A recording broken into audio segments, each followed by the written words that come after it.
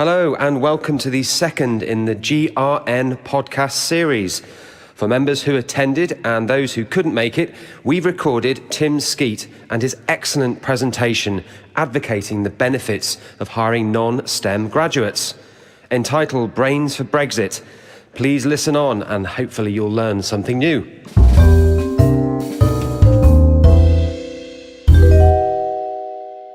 Thank you very much, Dan, and thank you also, Andrew, for hosting us today. Obviously, anything I say is in a very personal capacity. It comes as no surprise to you. It may surprise to you, be a surprise to you to see someone from the Bank of China here today. I very recently joined the bank, about 7 months ago. But we in the city are not very good at communications. And where I work today is perhaps even a little less good at communications in some ways. But I'm actually here not just because I wrote that letter, but I have been writing articles in financial news and in other journals for quite some time on this very subject. There's a little bit of counterintuitive thinking, and I'm not by any stretch of the imagination claiming I speak for my industry. But what I am trying to do as one of the longest serving members of my bit of the industry in the city is I am trying to get people to think again. And every now and again there is an opportunity for us to stand back and think once more clearly about what we want. Because I look back at a crisis which we all experienced 10 years ago, and we discovered that the city had made a series of very major mistakes. I don't even have the time today to talk about what those mistakes might have been. But certainly, as that letter suggests, as Dan summarized, I put some of what went wrong down to the fact that we suffered a massive group think problem. A lot of linear thinking, a lot of brilliant young men and women trusting their systems, trusting the data that they thought they were looking at, without sometimes stopping to ask the intelligent, right question, which any historian, linguist, English student, philosopher might well have asked. There was no one there to ask the question, hang about, run that past me again. Well, what do people really do in that situation? And one of the big things I'm passionate about is I look around all of the young boys and girls that come and work with me over the years. As I look around, I see people who are brilliant, clever, in some ways creative, and yet very narrowly focused, with degrees in maths, economics, sciences, but generally very poor in the soft skills. And in my view, that has had huge, huge implications for the whole of financial services. And I don't think I'm the only person to say that either. Now let me just say very quickly, what do I do? What is my career? And I'm going to say very simply, I will sum up what I did and what I continue to do as a professional in one sentence. I'm a financial institutions debt capital markets specialist. Now, has anybody here got a clue what I just said? There we go. One of, and you do? What's your background? Mizuho. Okay, fine. You're in the sector. You're in the zone. All right. He's in the zone as well, I've discovered. But the trouble is, people outside our zone will not have a clue what that is. And frankly, we as an industry, and this is typical, no one has a clue what we do. And that is part of the problem that we have as an industry. How can people want to come into an industry that they haven't got a clue what it does? All they know from reading the newspapers is they caused a massive economic global meltdown and people get paid gazillions to turn up for work. That's what people think. That may not actually be necessarily true in many ways, but that's what people think. And I have to say, let's be clear, that is our fault. That is the fault of the industry that I have grown up in and worked in for nearly 40 years. But it's also the fault of the political class. It's also the fault of people maybe in the universities who are not asking. Maybe it's the careers people who are not trying to better understand what we want, or belatedly coming to that. Now, because I'm where I am in my career, I can afford to take the risk to come out here and talk to people like you, and I do quite a lot of external engagement because I actually feel very passionately that this is a vitally important function. Unfortunately, there are very few of my peer group that actually have an appetite to do it, and in many cases, even if they kind of wanted to, they won't. And many of them simply don't have the communication skills.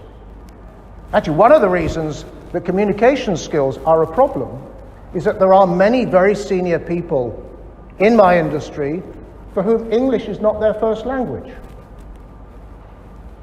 And of course, in the title for the talk today, we have this dreadful B word, the B word that dominates all our headlines, that dominates all of our dinner table discussion.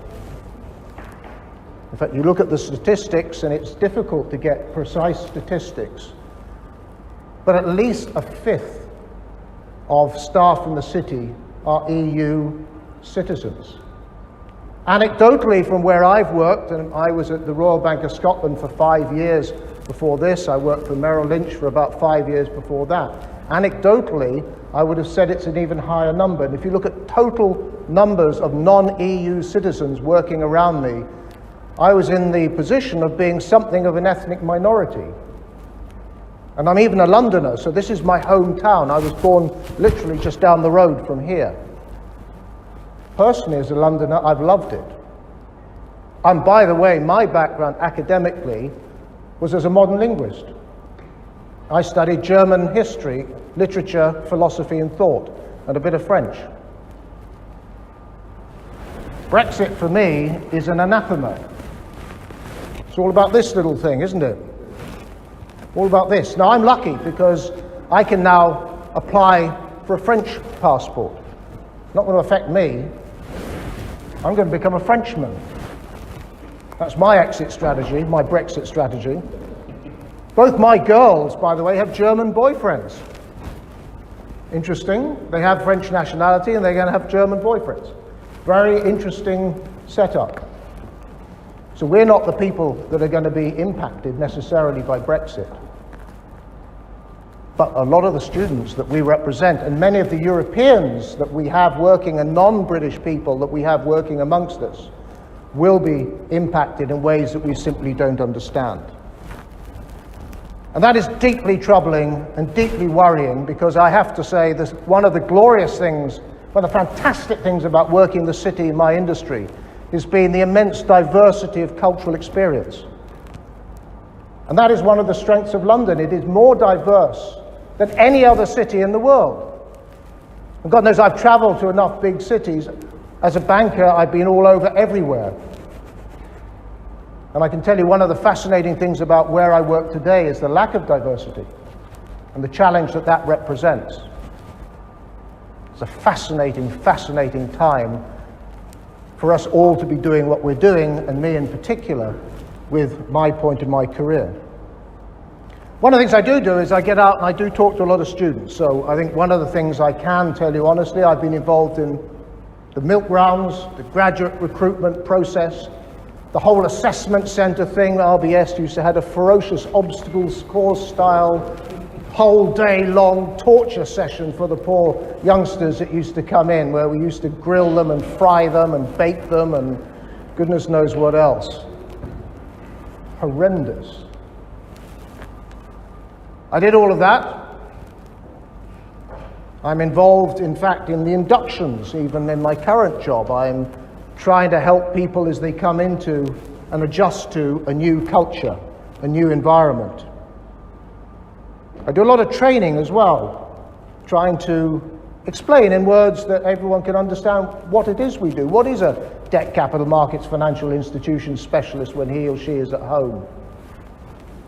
Pretty big ask, actually.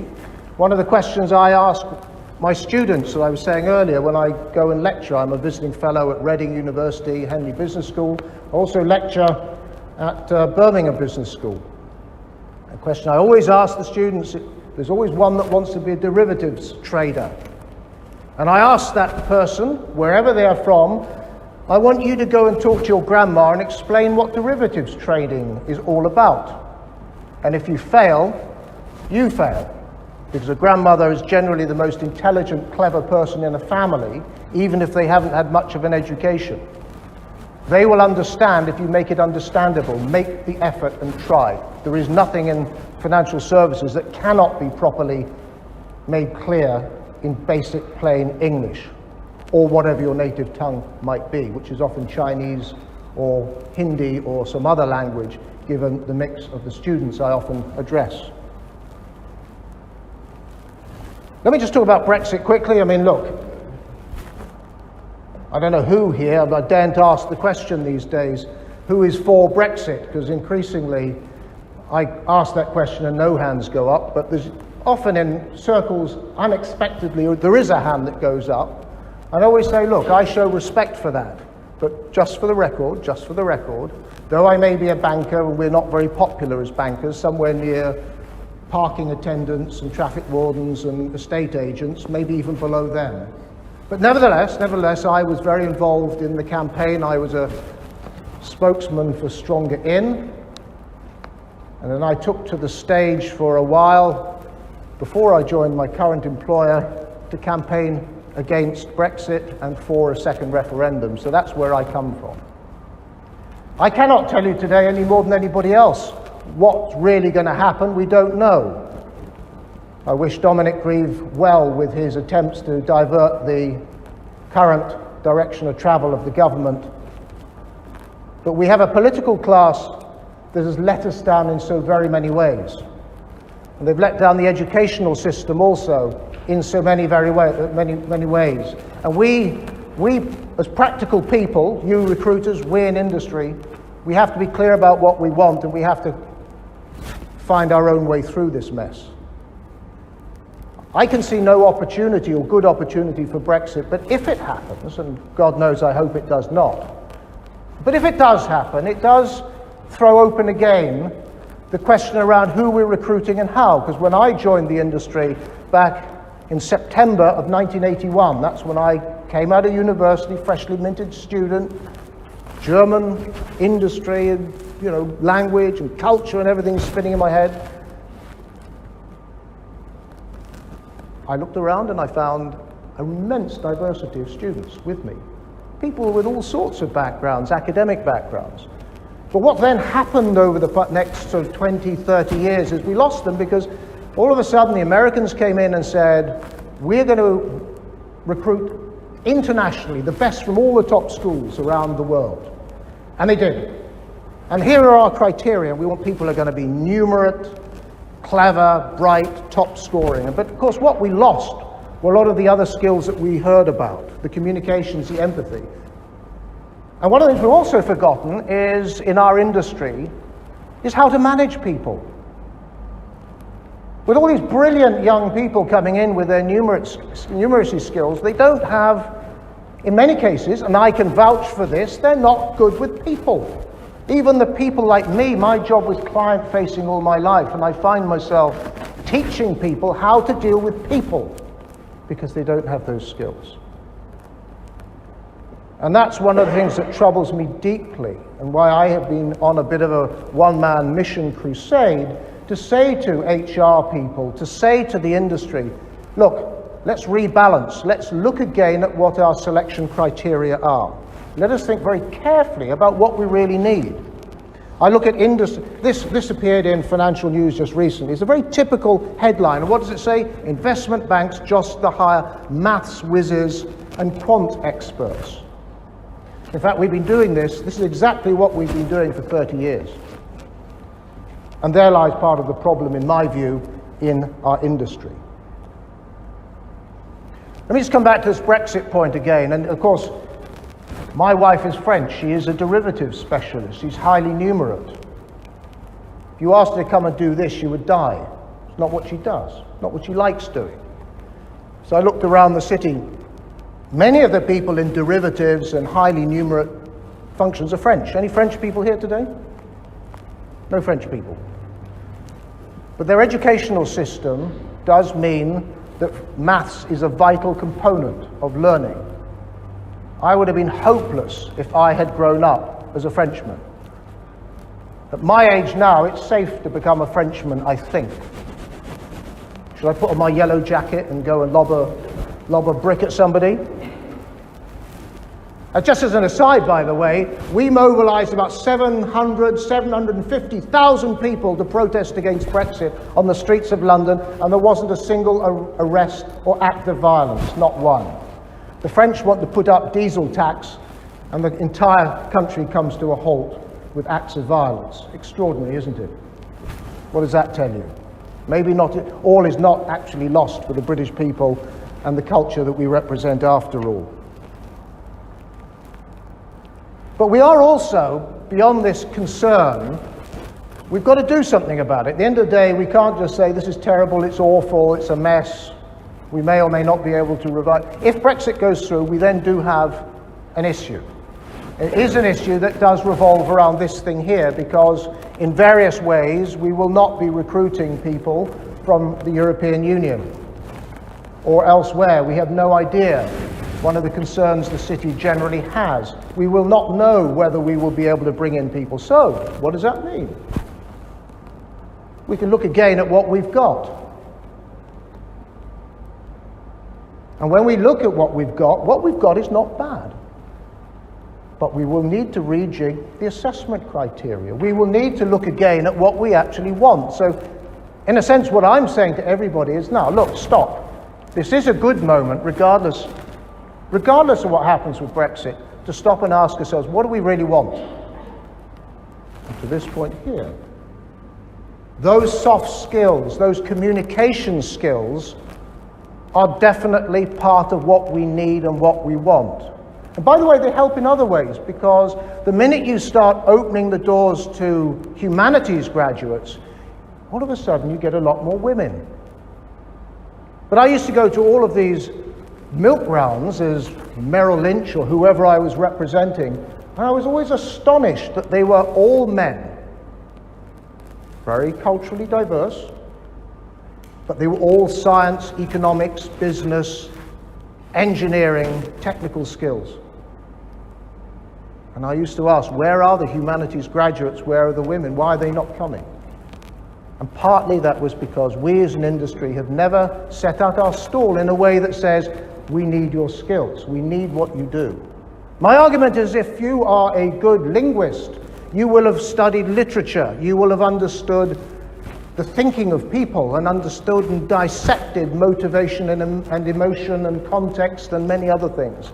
You would have thought critically about how people act. You know what? That's a skill set that's brilliant for going to sell products to customers. I had to speak at my old school a few months ago about the need for languages. The study of German has fallen off a cliff in this country. When I went to university, we had a very strong cohort of mainly women, but also a few of us men who were studying German.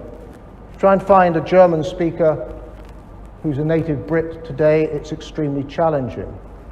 This is a problem. And I often argue, well, you know, people say to me, why do I want to bother with German? It sounds difficult, it is difficult, what's the point? My answer to that is, it doesn't matter if it's German or it doesn't matter if it's French, that's not the point. Think about the other challenges we have. Think about who I represent, who employs me today. Think about the world, forget about Brexit for a moment, think about the world that we are all, and they, the students, are going out into.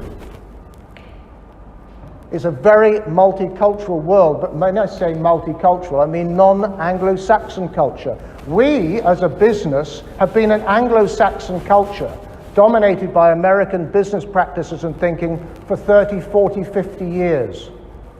This is coming to an end. Part of my job at the Royal Bank of Scotland was liaising with teams that we had supporting us in the front line that were based in India. I was out in Mumbai and Delhi. And when I talk to students, wherever they may be, I say, that experience is scary in one respect.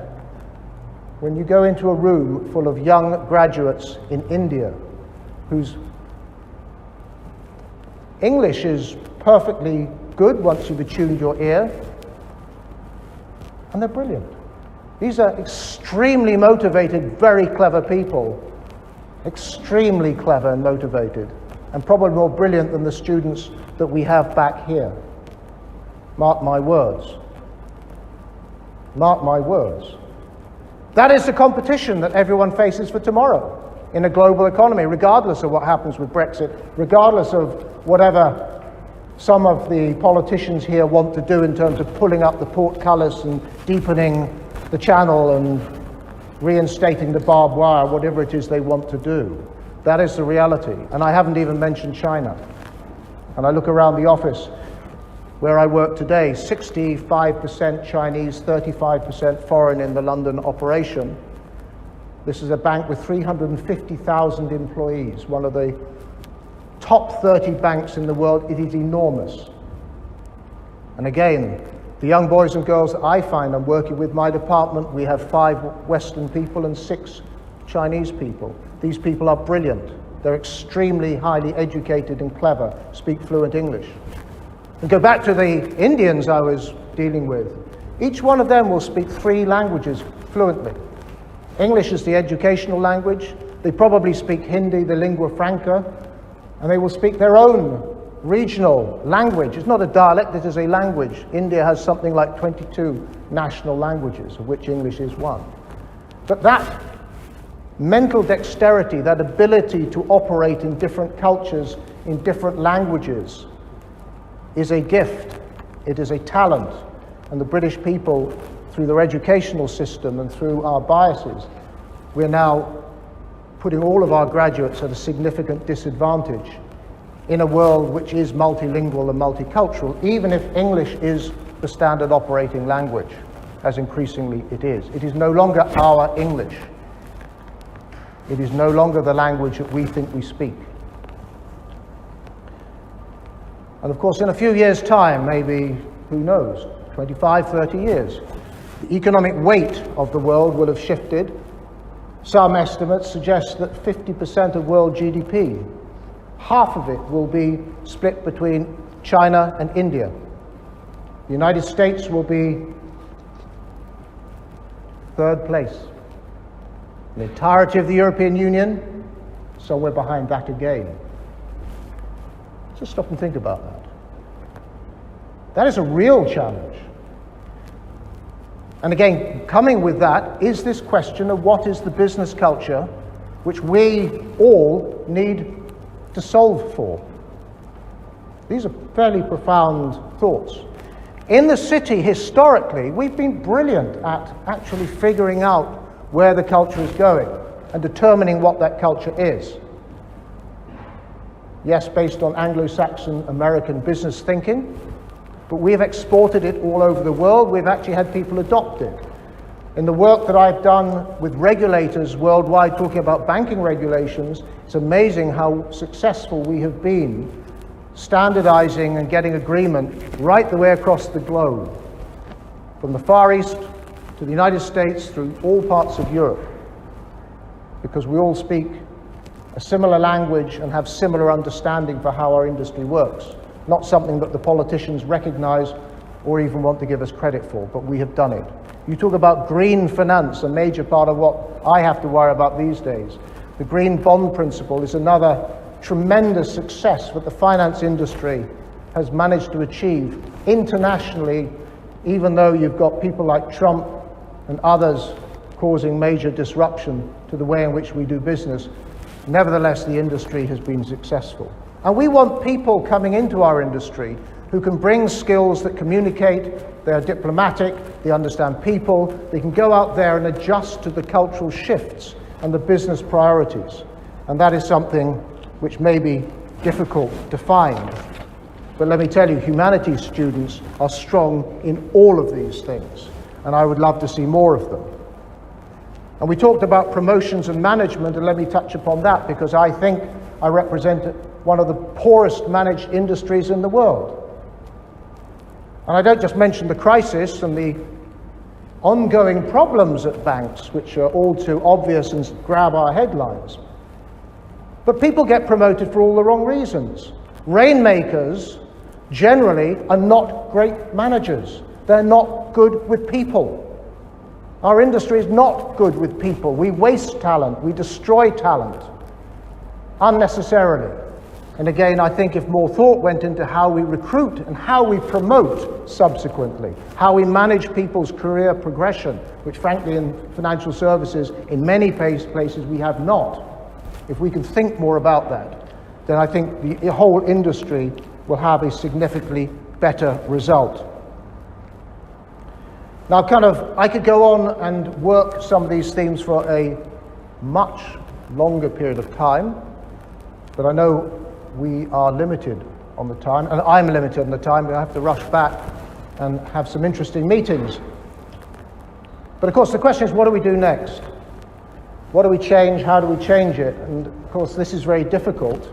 I work with some of the trade associations in the city. I'm talking to UK Finance. I'm talking to City UK. I represent the International Capital Market Association. There are all sorts of trade bodies that are looking at these things and beginning to think about them actively.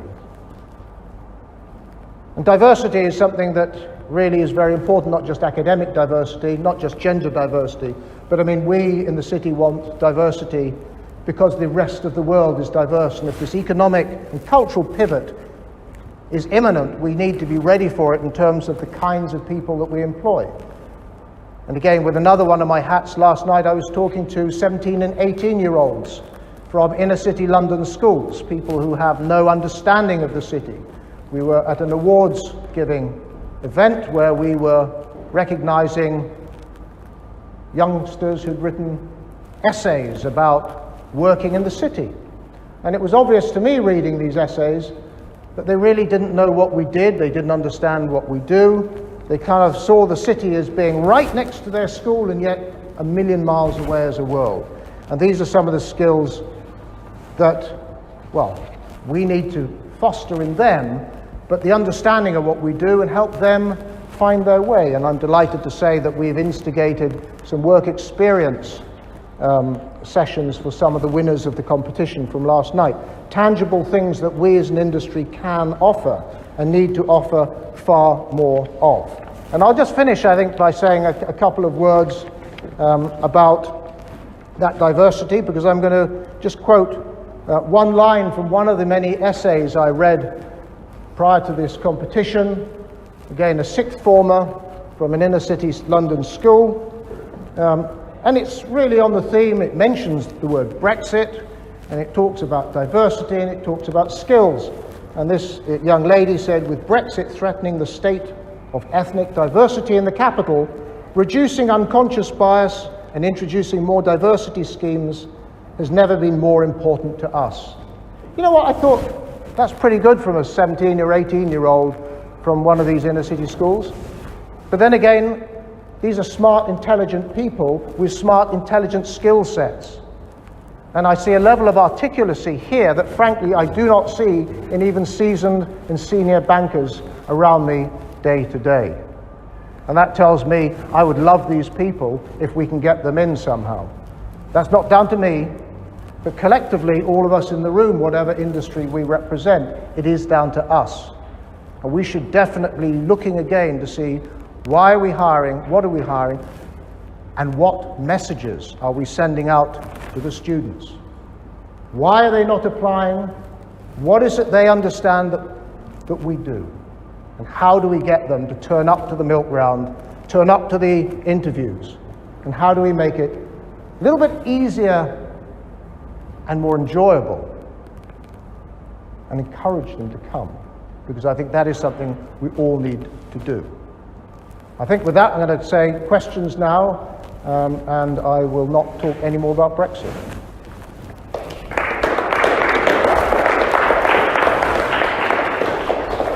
Thank you very much, Tim.